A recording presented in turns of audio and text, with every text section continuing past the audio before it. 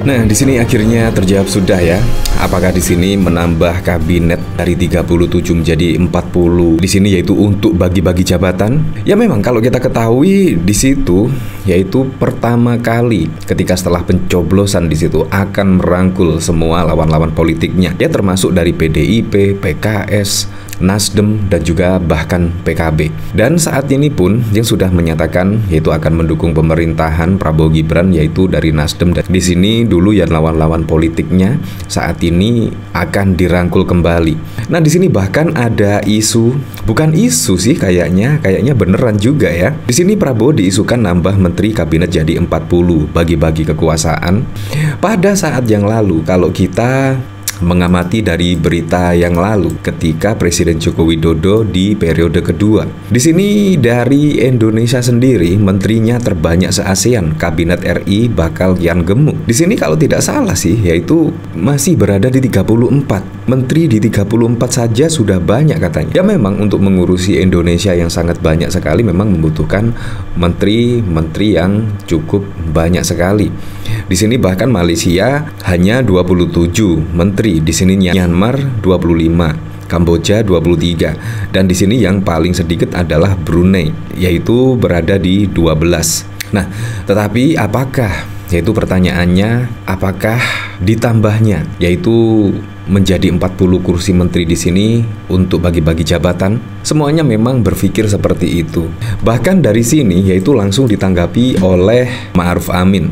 Di sini bahkan Ma'ruf Amin soal isu Prabowo mau tambah kementerian yaitu bahkan menjawab 34 itu adalah paling ideal. Di sini Wapres RI Ma'ruf Amin menanggapi soal isu presiden terpilih Prabowo Gibran yang berniat menambah jumlah pos kementerian. Menurut Ma'ruf jumlah kementerian saat ini sudah ideal. Tentu saja sekarang ini kan ada 34 kementerian, bentuk ideal dalam rangka kita kajian. Itu sudah cukup, kata Ma'ruf usai menghadiri acara Halal Bihalal MUI 1445 Hijriah di Hotel Grand Said Jakarta pada 7 Mei.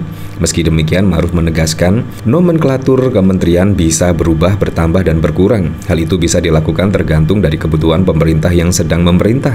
Tapi bisa saja lebih daripada itu. Kalau ada keperluan, mungkin bisa lebih dari itu, tuturnya. Nah, dari sini bahkan kalau tidak salah sih, yaitu kalau kita lihat pada waktu lalu program makan siang gratis misalnya, di situ bahkan ada usulan untuk ditambah kementerian, yaitu yang menangani program makan siang gratis. Ya semuanya bisa saja bertambah dan berkurang seiring siapa yang menjabat sebagai presiden atau wakil presiden untuk periode mendatang. Tetapi ya saya menduga ini untuk ya setidaknya untuk ya bagi-bagi kekuasaan lah. Di sini bahkan juga dikomentari oleh Uni Lubis, Prabowo diisukan nambah menteri kabinet jadi 40, bagi-bagi kekuasaan. Kalaupun benar pasti alasannya akomodasi koalisi gemoy. Nggak usah dibantah alasan ini. Ya PM Sasana aja bikin kabinet 46 orang, negara kecil. RI bikin 60 lah. Di sini cukup masuk akal sekali ya. Apalagi juga ya koalisinya sangat gemoy sekali, sangat gendut sekali. Mulai dari PKB, Nasdem, Golkar, Gerindra, dan masih banyak lagi lah koalisi dari Pak Prabowo Gibran. Karena memang apa yang dikatakan Pak Prabowo pada waktu lalu ingin merangkul semua lawan-lawan politiknya. Nah dari sini kan sudah kelihatan ya kemungkinan akan bagi-bagi kursi, bagi-bagi jabatan dan lain sebagainya. Ya tapi di sini menurut saya juga hal yang lumrah menurut saya dari berita-berita di sini. Nah di sini dari Fahmika meniru pendahulunya. Di sini komposisi koalisi Pilpres sudah obesitas untuk membujuk pihak kalah Pilpres agar mau gabung berkoalisi, tentu porsi kue kekuasaan harus ditambah. Di sini dari Hilmi, zaman Orla rasanya ada kabinet 100 menteri. Kalau nambah satu kabinet 101 menteri, rekor terpecahkan. Dagang sapi 60, kabinet 5 lusin. Apapun itu yang penting Eko Patria harus masuk. Wah, apalagi juga kejutan dari PAN ya, yaitu akan merekomendasikan Eko Patria Susatrio menjadi menteri di kabinet Prabowo Gibran. Nah, dari sini saya juga penasaran ya, kira-kira beritanya seperti apa ya di sini. Di sini 3 pesan usai pembacaan putusan Mahkamah Konstitusi.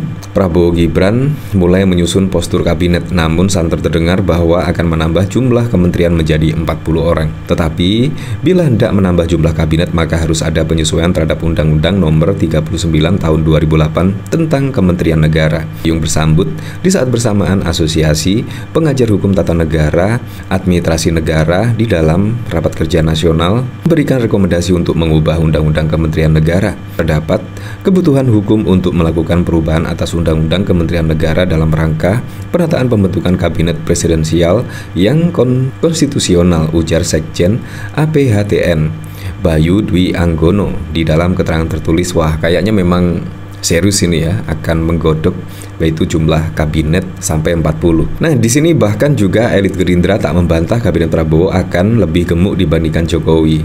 Nah, artinya di sini memang ya sinyal-sinyal demikian, yaitu kemungkinan besar akan menjadi 40 kabinet. Ya memang koalisi gemuk. Jadi juga jatah menterinya itu juga harus banyak sekali. Sementara ketika dikonfirmasi soal jumlah kementerian di era Prabowo bakal bertambah hingga 40, hal tersebut tidak dibantah oleh elit Partai Gerindra. Wakil Ketua Umum Partai Gerindra Habibur Rahman justru menilai sesuatu yang baik bila Prabowo menambah jumlah nomenklatur kementerian di pemerintahan mendatang. Di era pemerintahan Joko Widodo dan Ma'ruf Amin jumlah menteri mencapai 34 orang. Kalau memang ingin melibatkan banyak orang, menurut saya juga nggak ada masalah. Justru semakin banyak menteri semakin bagus. Itu dalam pandangan saya pribadi, ujar Habibur Rahman pada 6 Mei. Ia menambahkan bahwa Indonesia merupakan negara yang besar sehingga membutuhkan banyak tenaga dalam pemerintahan untuk bekerja. Pria yang juga menjadi Wakil Ketua Komisi 3 DPR RI itu membantah kabinet dengan banyak orang akan tidak gesit dalam bekerja. Ya, tapi memang kita kembalikan lagi lah ke masyarakat seperti apa menilainya. Yang jelas di sini kalau menurut saya pribadi sih lebih baik juga diperkecil lagi ya, yaitu kabinet kerja di sini. Menurut saya lebih enak kalau mengawasi program-program dari kementerian dan sebagainya. Menurut saya lebih enak. Kalau 40 itu kemungkinan sangat sulit sekali ya untuk memantau setiap kinerja-kinerja dari kementerian di sini. Apalagi juga pada waktu lalu sudah ada contohnya ya.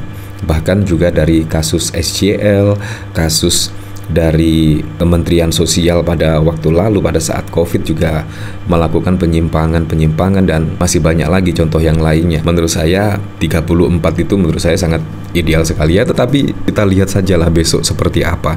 Apakah akan ada lebih dari 40 kementerian di sini? Kita lihat saja besok. Ya, semoga sajalah di bawah kepemimpinan Pak Prabowo dan Gibran di sini semoga saja bisa merealisasikan semua program-program dan janji-janji kampanyenya sehingga bisa dirasakan manfaatnya langsung oleh masyarakat.